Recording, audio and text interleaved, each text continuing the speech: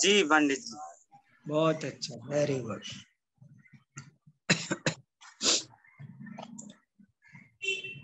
मोक्ष मार्गस्य नेतारं भित्तारं कर्म भूभृतां ज्ञातारं विश्वतत्त्वानां वन्दे तद्गुणलब्धये, वन्दे तद्गुणलब्धये। आचार्य समंत भद्र, इस शीर्षक से हम सब लोग आचार्य समंत भद्र के जीवन, व्यक्तित्व और कृतित्व का अध्ययन कर रहे हैं। आचार्य समंत भद्र का जीवन परिचय क्या है, उनका व्यक्तित्व कैसा था और उन्होंने क्या क्या कृतियां लिखी हैं, क्या योगदान उनका जैन दर्शन और जैन साहित्य को है, इस बात को अपन समझने की कोशिश कर रहे हैं। कल हमने जैन आचार्य परंपरा में आचार्य समंत भद्र का क्या स्थान है, उनका क्या विशेष योगदान है, इसको समझा और इसके बाद उनका क्या जीवन परिचय है, इसे समझना प्रारंभ किया। और इसे समझने के क्रम में हमने ये जाना कि आचार्य समंत भद्र एक उच्च कोटि के नैयायिक, परीक्षा प्रधानी, तार्किक, कवि, वादी, वाग्मी, मांत्रिक, तांत्रिक, भिषक इत्यादि अनेक गुणों से विभूषित थे। मैंने जो रुक रुक कर एक एक शब्द बोला है वो सब आपको याद रखना चाहिए। आचार्य समंत भद्र के व्यक्तित्व को समझने के लिए ये शब्द बहुत जरूरी हैं और उनके बारे में जो अनेक आचार्यों ने कहा है अथवा अनेक शिलालेखों में मिलता है, वे भी सब बातें मैंने कल आपको थोड़ी बहुत बताई और उनमें से एक दो श्लोक भी आपको मैंने ग्रुप पर भेजे हैं। मुझे उम्मीद है कि आप सबने उनको देखा होगा, नोट किया होगा और समझा होगा।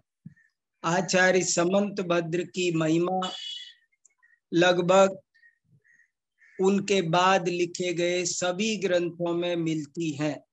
सभी आचार्यों ने खूब उसका वर्णन किया है, उनकी प्रशंसा की है और यहाँ तक लिखा है बड़े बड़े आचार्यों ने कि वचः समंत भद्रस्य वीरस्येव विजृंभते, कि आचार्य समंत भद्र के वचन तो भगवान महावीर के समान ही समझे जाने चाहिए।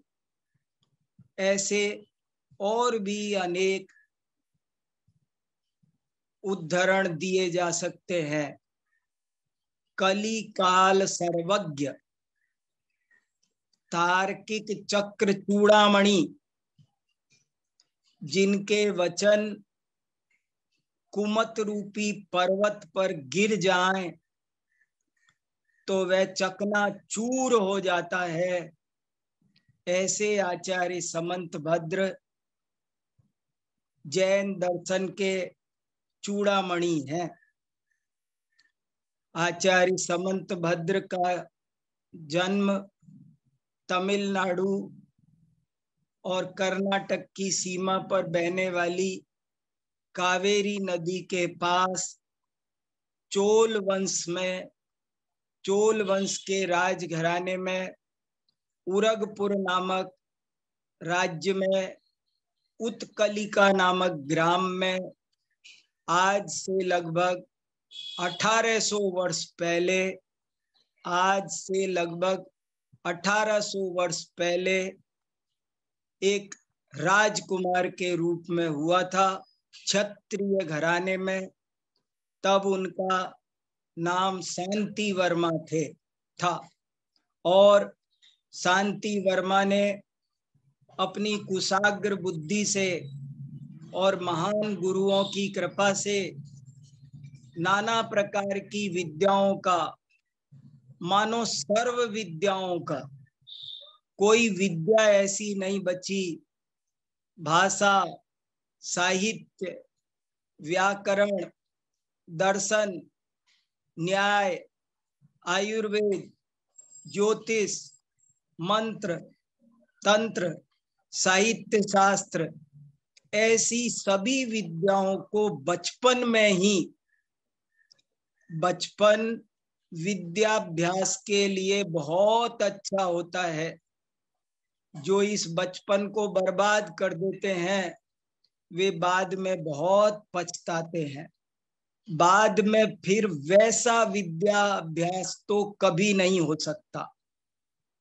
काम चलाया जा सकता है, लेकिन विद्या में, ज्ञानार्जन में जो व्यापकता और जो गहराई बचपन में हासिल की जा सकती है वो बाद में नहीं की जा सकती। मैं सभी विद्यार्थियों को जो अपनी बचपन की स्वर्णिम अवस्था में हैं उनको ये प्रेरित करना चाहता हूं कि वे इस बचपन का लाभ उठाएं। इस समय स्मरण शक्ति बहुत तेज होती है, इस समय चीजों को सीखने की क्षमता बहुत अधिक होती है। इसलिए आचार्य समंतभद्र ने अपने बचपन का पूरा फायदा उठाया और उन्होंने बचपन में बहुत प्रकांड पांडित्य हासिल किया। ऐसा कोई प्रश्न नहीं था जो उन्हें ना आता हो, ऐसा कोई शब्द नहीं था जो उन्हें ना आता हो। शब्दकोश आदि सभी के वे बहुत बड़े धुरंधर विद्वान बन गए। बनने के बाद, ऐसा विद्यार्जन करने के बाद जब वे घर लौट कर आए तो उन्हें नाना प्रकार के पारिवारिक और राजनीतिक दायित्व सौंपे जाने लगे। लेकिन आचार्य समंतभद्र का मन तो अब विद्या में लग चुका था, इसलिए उनका मन किसी भी पारिवारिक राजनीतिक दायित्व में नहीं लगा। उन्होंने कोई प्रकार का दायित्व स्वीकार किए बिना वे मुनि बन गए। मुनि दीक्षा उन्होंने ले ली। मुनि दीक्षा लेने के बाद भी वे निरंतर अध्ययन अध्यापन में, जैन दर्शन के प्रतिपादन में, मिथ्या मान्यताओं के निराकरण में, एकांतवाद का निराकरण और स्यादवाद की स्थापना ही आचार्य समंतभद्र के जीवन का एकमात्र प्रण था, एकमात्र लक्ष्य था। और वे इस काम के लिए पूर्व से पश्चिम, उत्तर से दक्षिण विहार कर रहे थे। बड़ी बड़ी राजसभाएं उनका स्वागत कर रही थी, बड़ी बड़ी विद्वत सभाएं उनका स्वागत कर रही थी। और वे जहां भी जाते थे पंडितों के समूह इकट्ठे होते थे और उनसे भारी शास्त्रार्थ होता था।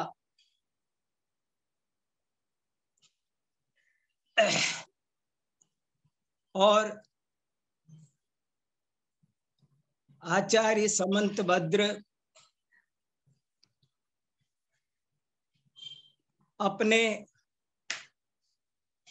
स्यादवाद रूपी चक्र से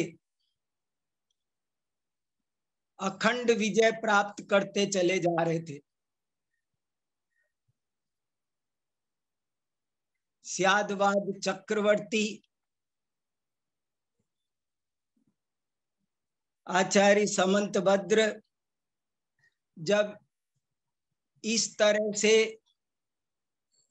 जैन दर्शन का अध्ययन अध्यापन कर रहे थे,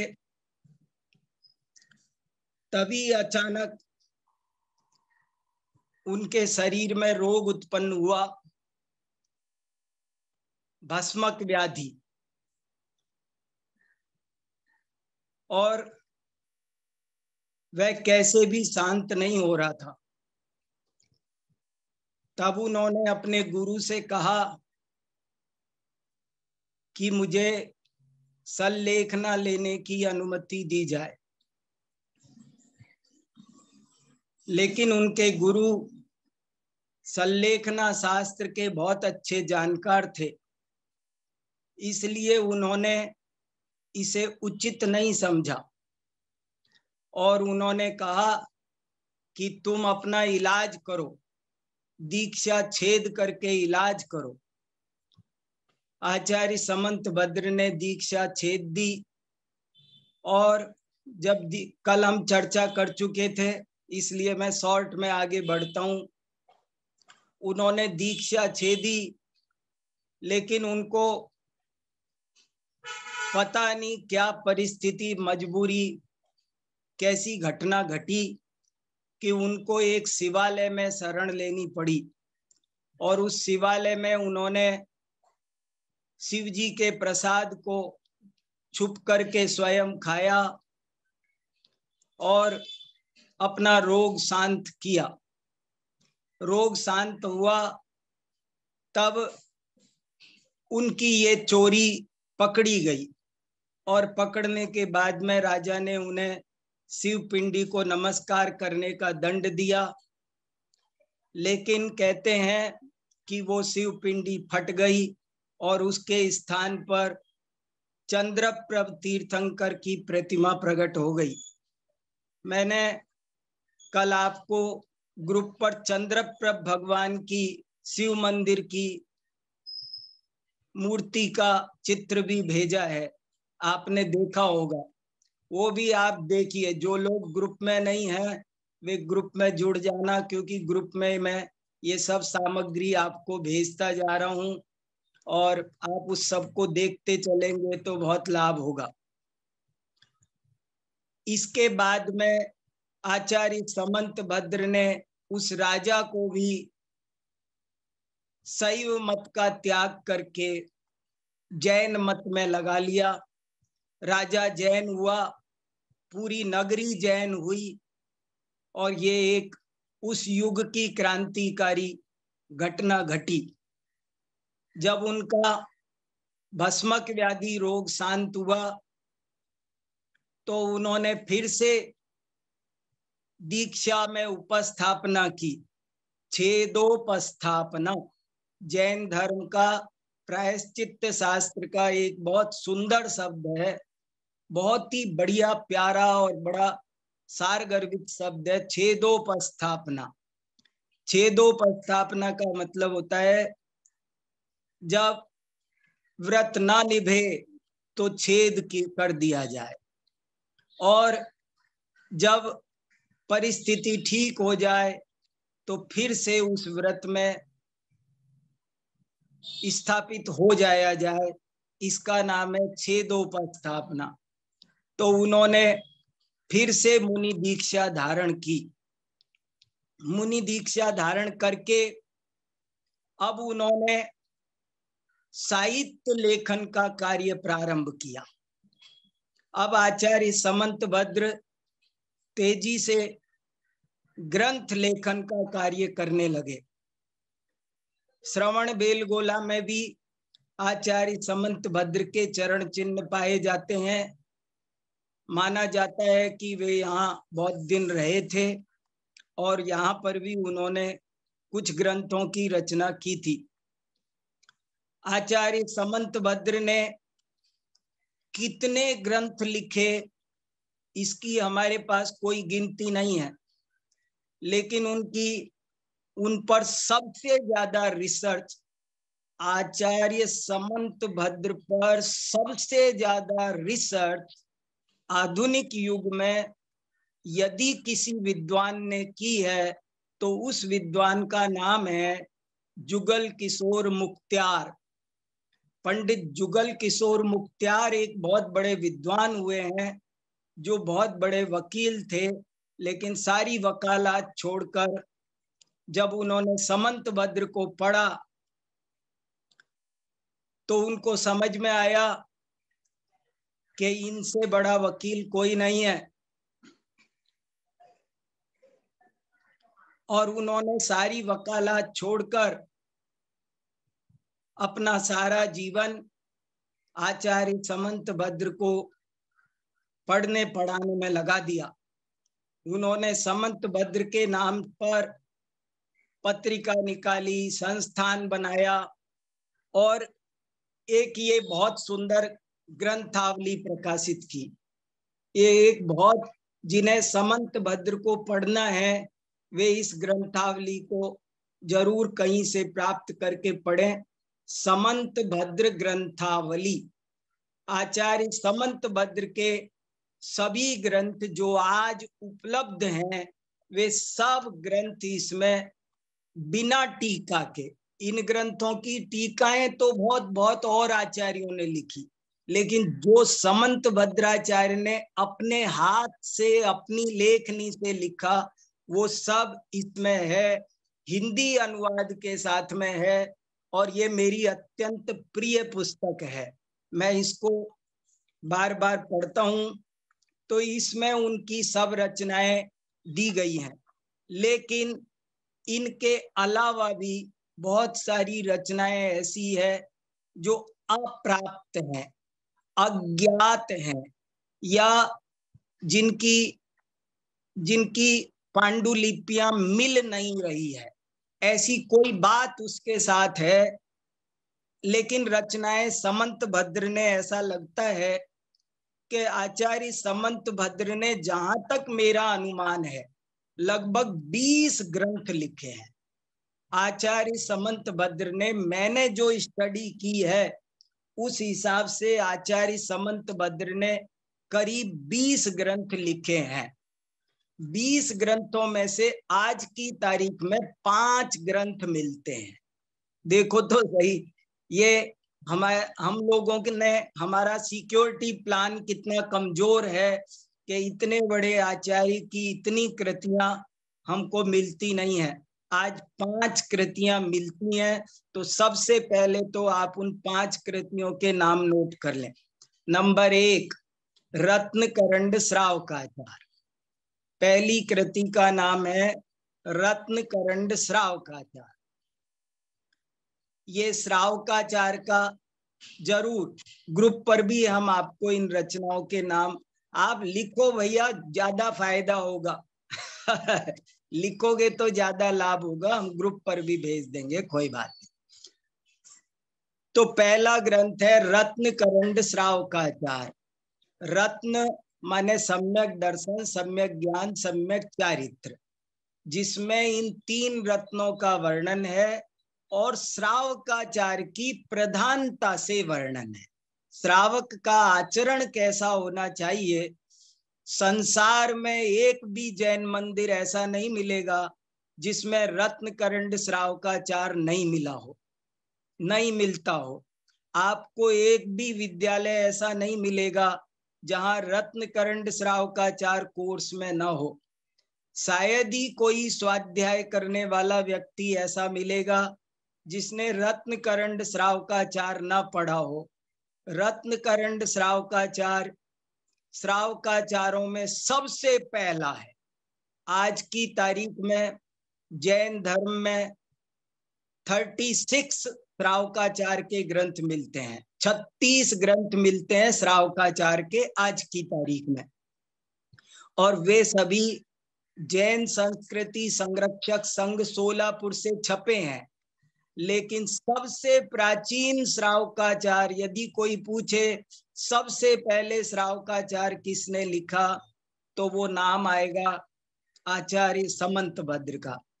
और आश्चर्य की बात है कि सबसे पहले जो चीज बनती है वो तो कुछ कमजोर सी होनी चाहिए ना, बाद में धीरे धीरे डेवलपमेंट, इम्प्रूवमेंट।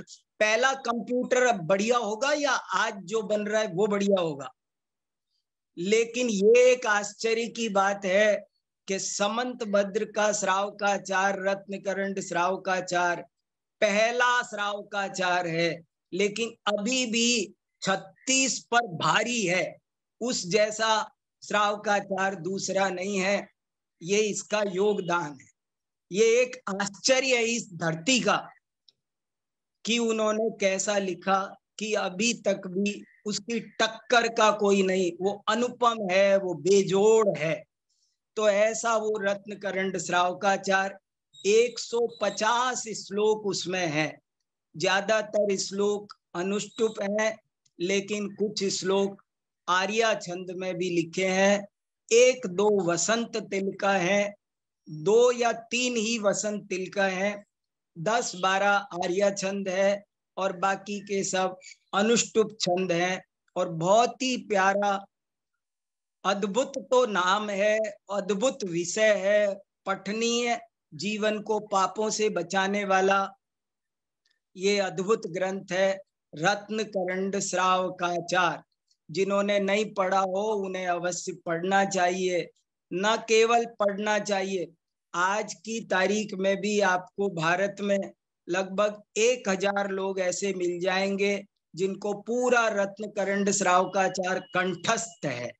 पहले स्कूल में परीक्षा में हमको भी कंठस्थ कराया गया था, पूरा रत्नकरंड श्रावकाचार कंठस्थ करते थे। तो कुछ ग्रंथ कंठस्थ होने चाहिए। अगर आपसे कोई पूछे, मुझसे कोई पूछे कि मुझे 5 ग्रंथ बताओ जो मैं कंठस्थ करूं, तो मैं एक नाम रत्नकरंड का भी बताऊंगा। ऐसा ये ग्रंथ है। तो ये रत्नकरंड श्रावकाचार पहला ग्रंथ है। दूसरे ग्रंथ का नाम है आप्तमीमांसा।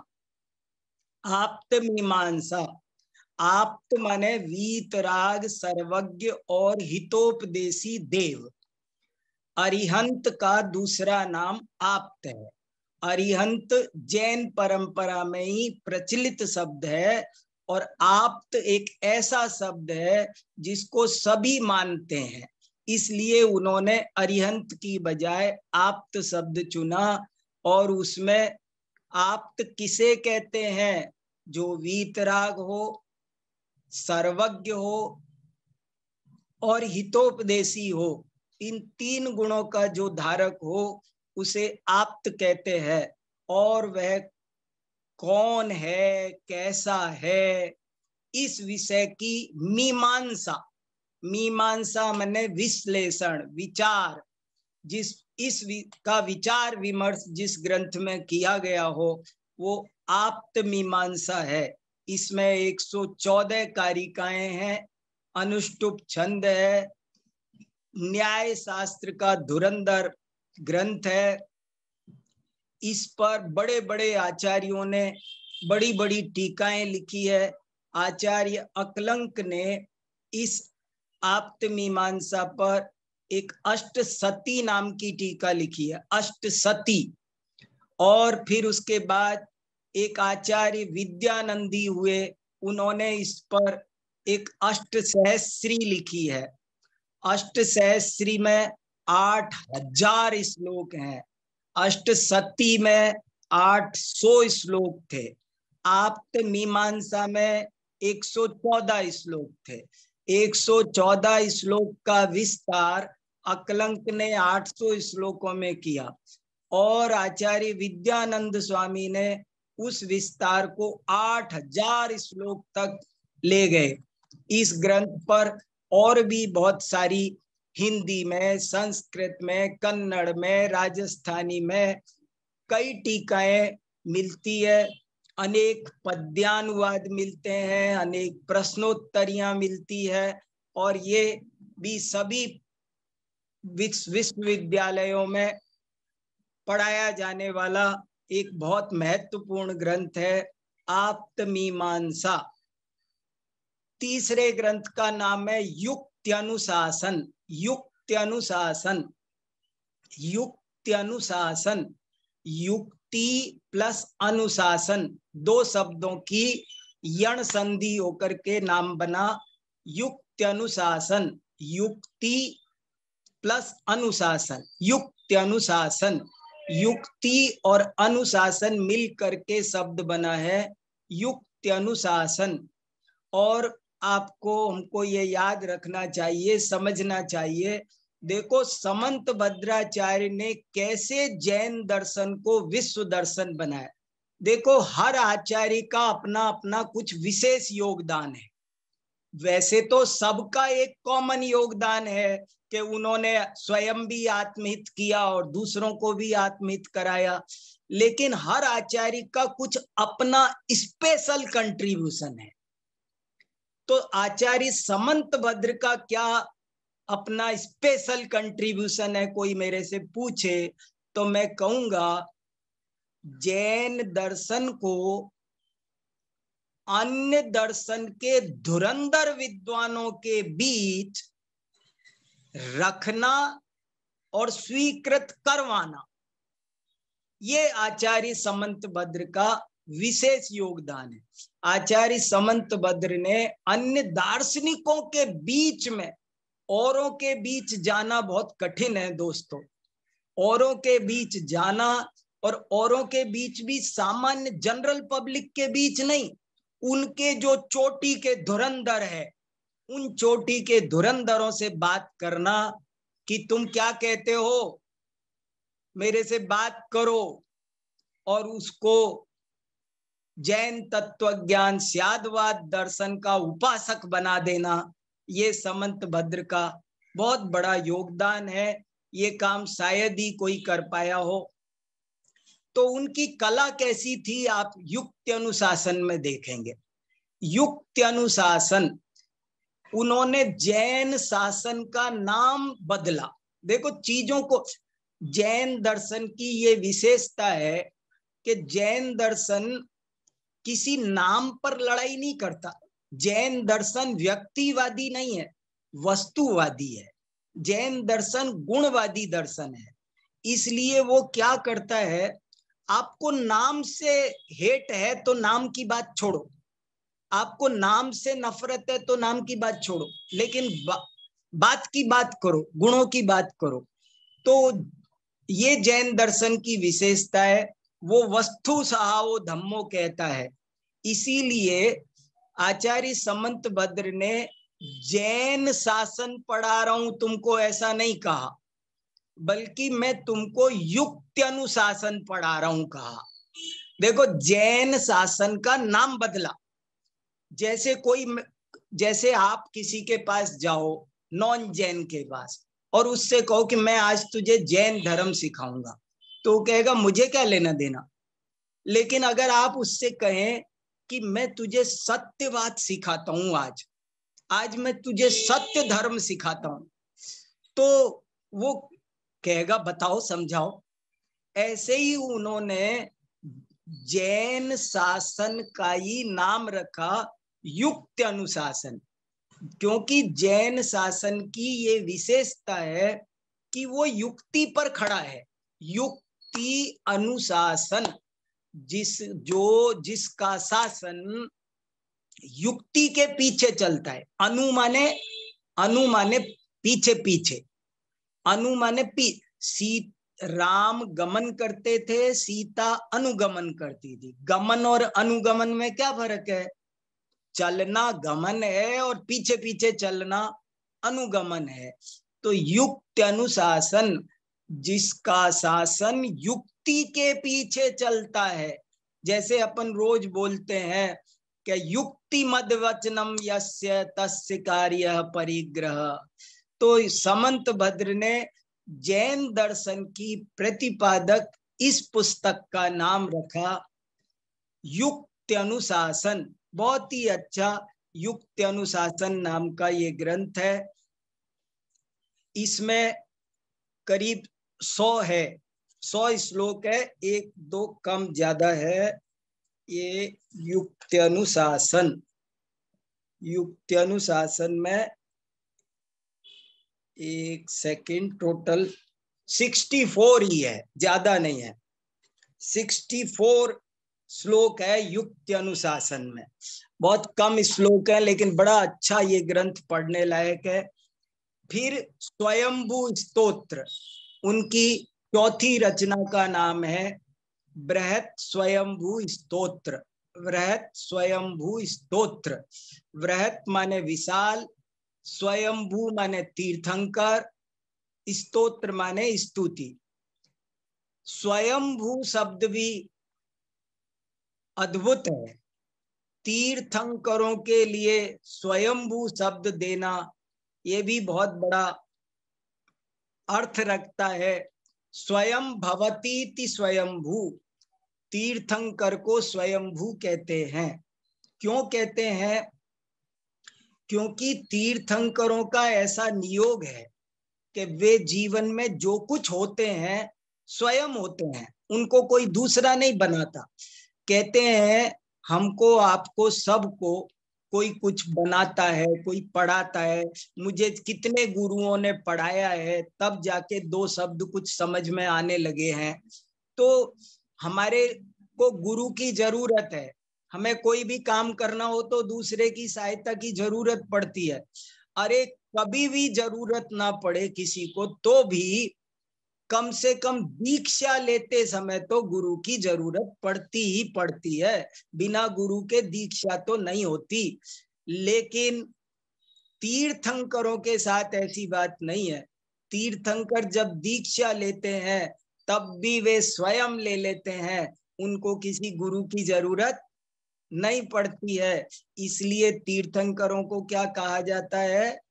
स्वयं भू। स्वयं भू, भू माने भू भवने, भवती, स्वयं भवती, वे स्वयं होते हैं, इसलिए उनका नाम स्वयंभू है। 143 श्लोक इसमें हैं और हम इस स्वयंभू, हम सभी ग्रंथ, मैं हर ग्रंथ में से एक एक श्लोक आपको सुनाने की कोशिश करूंगा ताकि आपको उनकी वानगी सैंपल दिखाऊंगा आपको कैसे हैं ये ग्रंथ। तो स्वयंभू स्तोत्र में 143 श्लोकों में 24 तीर्थंकरों की स्तुति है और इस पर भी कई आचार्यों की टीकाएं हैं और इसके हिंदी में भी पद्यानुवाद, गद्यानुवाद बहुत हुए हैं। अनेक कवियों ने भी स्वयंभू स्तोत्र लिखे हैं जो पूजा में पढ़ते हैं। किसी ने 24 इनकी एक एक लाइन के आधार पर बनाया है। ऐसे कई तरह के स्वयंभू स्तोत्र आपको पूजन पाठ प्रदीप आदि में छपे हुए मिल जाएंगे। लेकिन ये स्वयंभू स्तोत्र ओरिजिनल स्वयंभू स्तोत्र है, प्राचीन है और 24 तीर्थंकरों की स्तुति करीब 5-5 छंदों में की है। एक 18वें तीर्थंकर की ज्यादा में है, ऐसे 2-3 तीर्थंकरों की ज्यादा है, इसलिए 143 श्लोक हो गए। नहीं तो 120 श्लोक इसमें चौई पंजे होना चाहिए थे, लेकिन कुछ श्लोक बड़े इसलिए। लेकिन बहुत ही सुंदर, पठनीय, अद्भुत, क्या भक्ति है, क्या स्तुति है।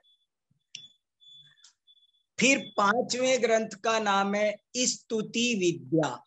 स्तुति विद्या, ये 5 ग्रंथ समंत भद्र के आज अवेलेबल है और ये 5 ग्रंथ इस समंत भद्र ग्रंथावली में उपलब्ध हैं। हिंदी अनुवाद सहित शुद्ध रूप में छपे हुए हैं।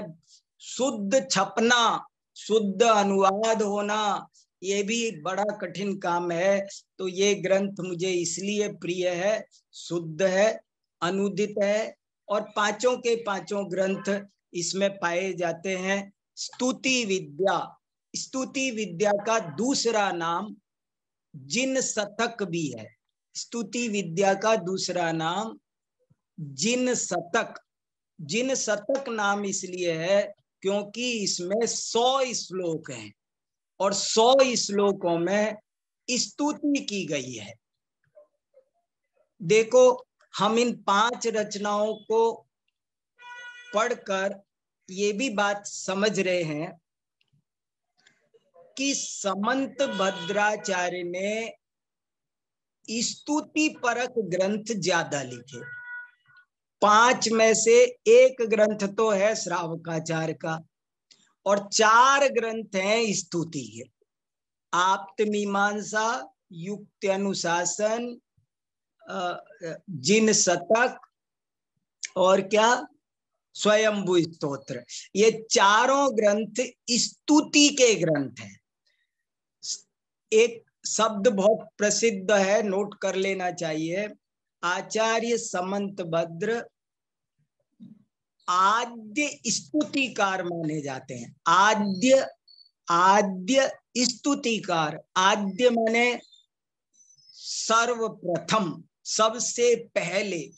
जैन ग्रंथों में देखो, समंत भद्र को पढ़ने से आपको बहुत बातें पता चलेगी। समंत भद्र में डूब जाना चाहिए, तब जाकर के इनका माल समझ में आएगा। आचार्य समंत भद्र ने सबसे पहले स्तुतियां लिखी।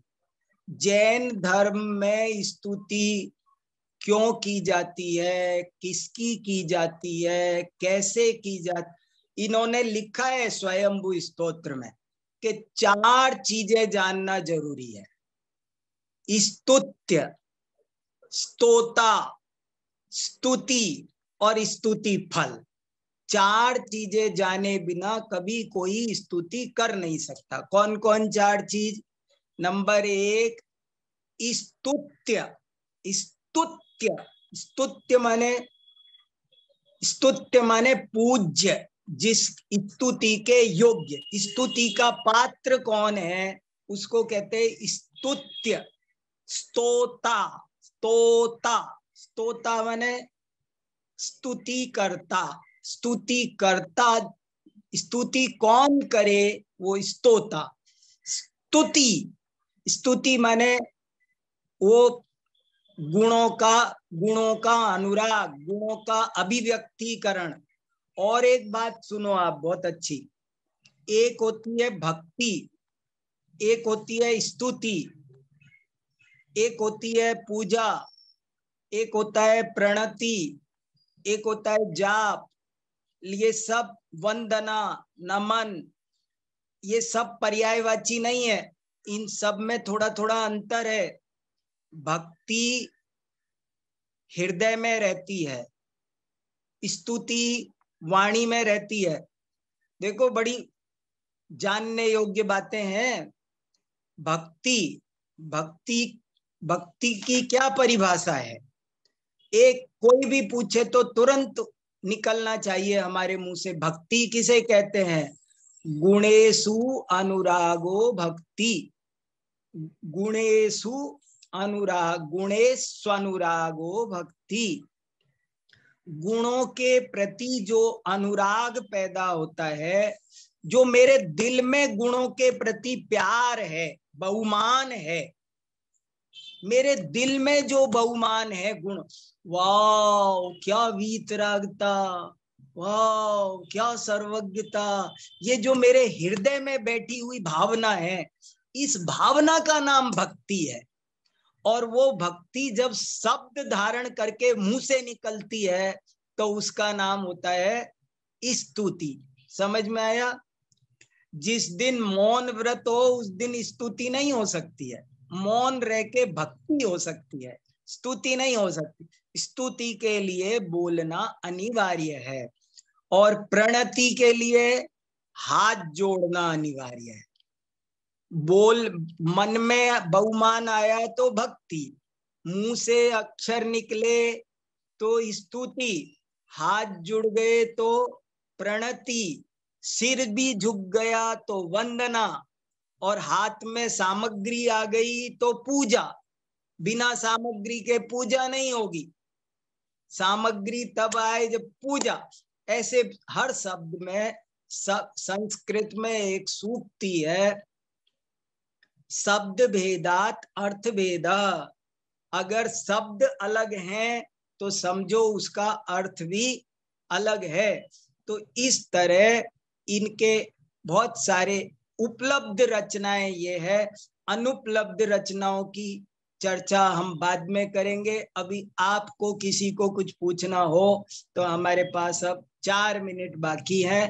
आपके प्रश्नों के लिए मैंने बचाए हैं, आप प्रश्न पूछ। हाँ अक्षय पूछो भैया। अंकित अनम्यूट करते जाओ भैया। हाँ बोलो अक्षय बेटा। ये पूछना था कि रत्न का अर्थ तो बताया था आपने, करंड का अर्थ क्या बताया? वेरी गुड वेरी गुड, शाबाश, थैंक यू सुंदर प्रश्न पूछने के लिए। मुझे बताना चाहिए था, मेरे से छूटा। रत्न करंड, करंड का मतलब होता है बॉक्स, पिटारा। रत्न करंड, रत्नों का पिटारा। करंड माने करंड बोलो, मंजूसा बोलो, बॉक्स बोलो, पेटी बोलो, डिब्बा बोलो, पर्यायवाची है। शाबाश, वेरी गुड। हमको बताते बताते लगता है बता दिया होगा, भूल जाते हैं। चलो वेरी गुड, और बोलो जल्दी जल्दी। 4 लोग पूछना चाहते हैं, कुछ पूछो भैया। हाँ बोलो बेटा, शाबाश, बहुत मन लगा के सुन रही है अनन्या, वेरी गुड बेटा। नाम भी उल्लेख नहीं करते, अपना कुछ परिचय नहीं देते हैं। वहाँ दूसरी तरफ समंत भद्राचार्य ने पूरा बताया कि मांत्रिक को हम, तांत्रिक को हम, तो उसका क्या कारण रहा? हाँ वो जैसे थे वैसा किसी शिलालेख में उल्लेख मिल गया बेटा। मैंने खुद लिखा कि और किसी ने लिखा? हाँ ये कुछ भी हो सकता है। वेरी गुड, अच्छा सवाल है। ये मेरे मन में भी उठता है। एक श्लोक मैंने ग्रुप पर शेयर किया है।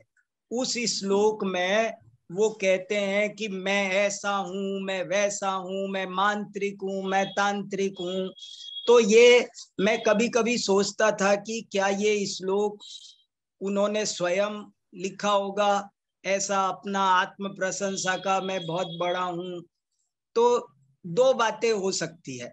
एक तो दूसरे भी लिखते हैं शिलालेखों में आत्मकथा, आज भी बहुत से लोग दूसरों की आत्मकथा स्वयं लिखते हैं। तो इसलिए हो सकता है किसी दूसरे ने अपने साहित्यिक शैली में ऐसा उनकी तरफ से लिख दिया हो। और ये भी हो सकता है कि उनका लेवल बहुत ऊंचा उठ गया था। हम जिस आत्म प्रशंसा और पर वस्तु स्थिति को बताना पड़ता है, वे प्राचीन भारत में रह रहे थे, अपरिचित राजसभाओं में जाते थे, तो वहां जाते ही who are you, I card दिखाना पड़ता था। तो मैं ये हूं। आज आधार कार्ड दिखाते हो, परिचय पत्र दिखाते हो। अब वो एक दिगंबर मुनिराज कहीं चल कर आए, मान लो वो तमिलनाडु से चल कर के आगरा आए, दिल्ली आए। अब दिल्ली चलकर आए तो दिल्ली में वहां राज्यसभा में कौन है, मैं ये हूं। मैं मंत्र विद्या भी जानता हूं, मैं आयुर्वेद भी जानता हूं, मैं कवि भी हूं, मैं। तो हम इसको थोड़ा सिंपल वे में भी ले सकते हैं। Good, very good. एक और प्रश्न है कि हाँ कारिका और श्लोक में क्या अंतर होता है? Very good. कारिका और श्लोक में क्या फर्क होता है, इसके साथ मैं गाथा भी जोड़ देता हूं। जब कोई काव्य प्राकृत में लिखा हो तो वो गाथा होता है, जब संस्कृत में लिखा हो तो वो श्लोक होता है, और जब उसकी विषय वस्तु न्याय से संबंधित हो, न्याय शास्त्रीय विषय के संस्कृत श्लोक को कारिका कहते हैं। Very good, next.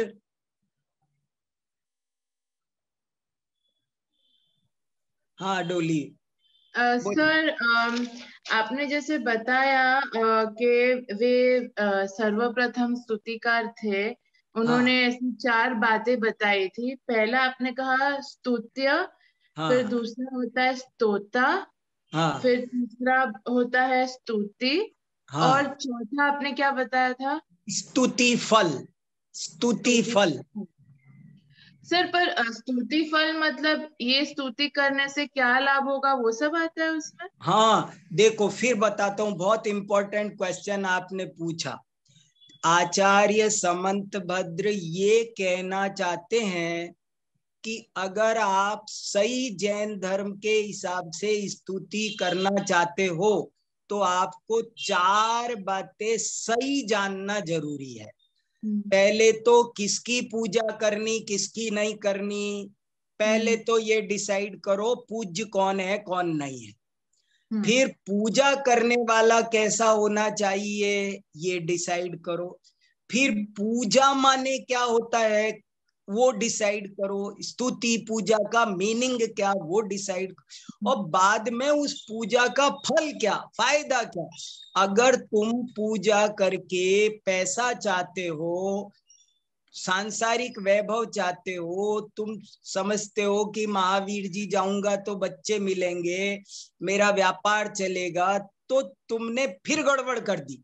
स्तुति का फल, स्तुति का, पूजा का उद्देश्य, प्रयोजन, फल माने फल की जगह आप शब्द रख सकते हैं ऑब्लिक में, उद्देश्य, प्रयोजन, पूजा का पर्पज क्या, क्यों मैं पूजा कर रहा हूं, ये भी जानना जरूरी है। ये स्तुति फल है।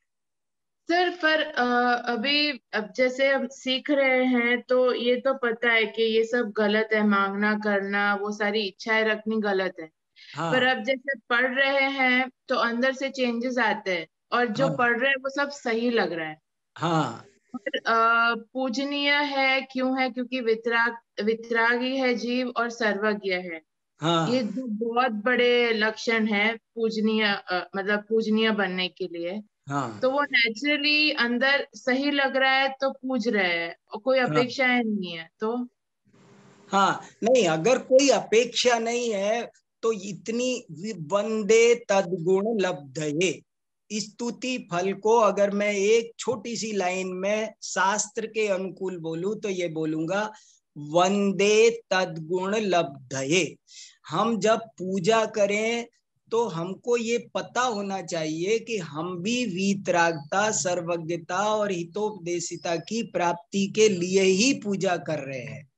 और इसमें एक खास बात है, जब इसमें डिटेल में वे गए तो उन्होंने कहा फल 2 तरह का होता है, एक साक्षात फल, एक परंपरा फल। बहुत अच्छा बात में से बात निकल कर आ रही है। फल 2 तरह का होता है, एक साक्षात फल, एक परंपरा फल। जैसे कोई किसान खेती करता है तो अनाज के लिए करता है, घास के लिए नहीं करता है, लेकिन घास भी गारंटी से होता है। बिना घास के अकेला अनाज पैदा होता नहीं है।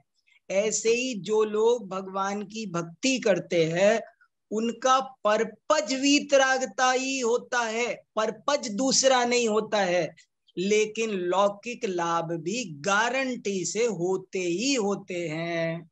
वो चाहते नहीं है।